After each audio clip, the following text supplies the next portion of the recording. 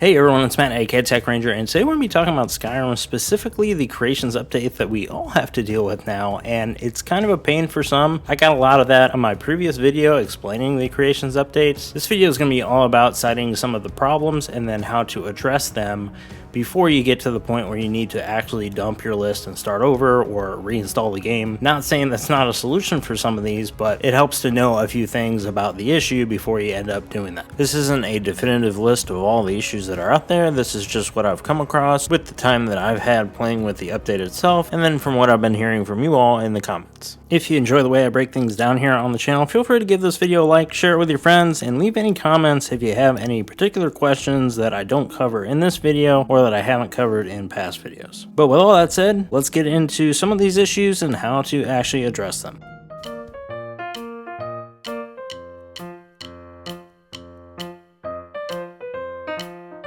One of the main issues with the creations update was if you had a menu or user interface mod installed, it didn't really mesh with the new UI that Bethesda implemented with this creations update. So the end result was that you wouldn't be able to access the creations menu from the title screen. One thing I found was that when the update happened, I wasn't able to get into the creations mod menu. However, I was able to start my game as normal and look at my mods in game. From there, you can see if you have a menu or UI mod that was causing the issue. You will have to clear your reserve space to totally dump your list though. That way you can for sure start at 0, and then at least now you know which mod was causing the issues, so then when you're rebuilding your list, you can go back and look and see which mod is safe to use, and then you can download that one if you want to replace the one that you had. I made a video on some of these safe to use mods if you are so inclined.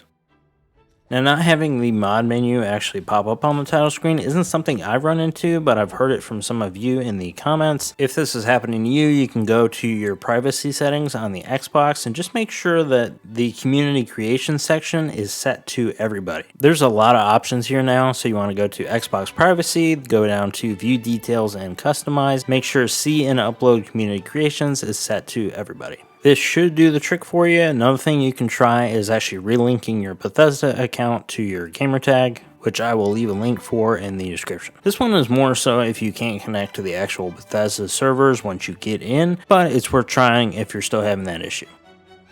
So maybe the user interface mod is not your issue and you already have an existing load order that seems to work, but you're trying to install some new mods. Why do I not have enough space for this mod when clearly I can see that I have enough space? And that has got something to do, at least from my understanding of looking at the Bethesda Discord, is the way things are downloaded and then unpacked. Maybe the file size is actually growing more when you download it, or at least that's what the Bethesda servers are thinking. Now, I did see that one of the Bethesda moderators did offer some advice on how to deal with this. Download all your big stuff first, and then you can go back and do some of the smaller things. That's not bad advice if you're having this issue happen to you. However, most people, including me, do not start with mods in the middle and then work outwards. I'm always going from top to bottom, just how a load order works. It loads from the top to the bottom. Now, I do want to add on to that as well with the anniversary content. That is also something I probably wouldn't recommend downloading right at first. Even though the anniversary content isn't that big altogether, that seems to also be something that tricks the servers into thinking you have less space than you actually do. Just get an idea of like how much space all of your mods would actually take up. If you're not going to have a ton of space left over, then you might want to start with those big mods first and then add the smaller ones afterwards. You're just going to have to do a lot of rearranging, which might lead you to another issue that we'll touch on towards the end of this video. This is pretty much ghost space like we knew it before. It just looks a little bit different in this case. So if you're having that issue and want to get rid of the ghost space, you're going to have to clear your reserve space, load up the game, try installing your mods again. If that doesn't work, clear your reserve space, uninstall the game, do a hard reset, and then try reinstalling, and then that should set you back at 0 so you can start over.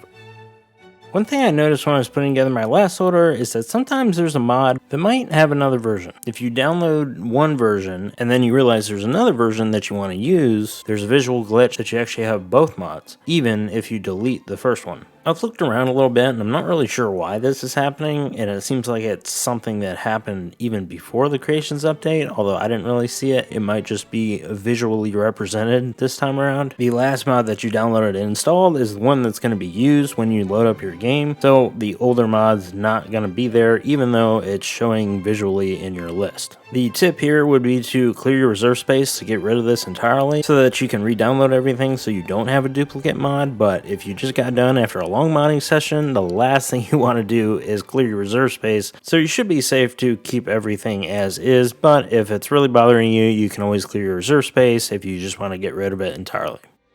And last but certainly not least, let's talk about those mods rearranging themselves in your loader. One thing that I found that worked for me most of the time is when I'm going in and rearranging mods or adding new mods, is that if I can rearrange like a few at a time and then back out, it's essentially like saves your load order. So when you go back into the menu, check and make sure that those mods are in the space that you want them in.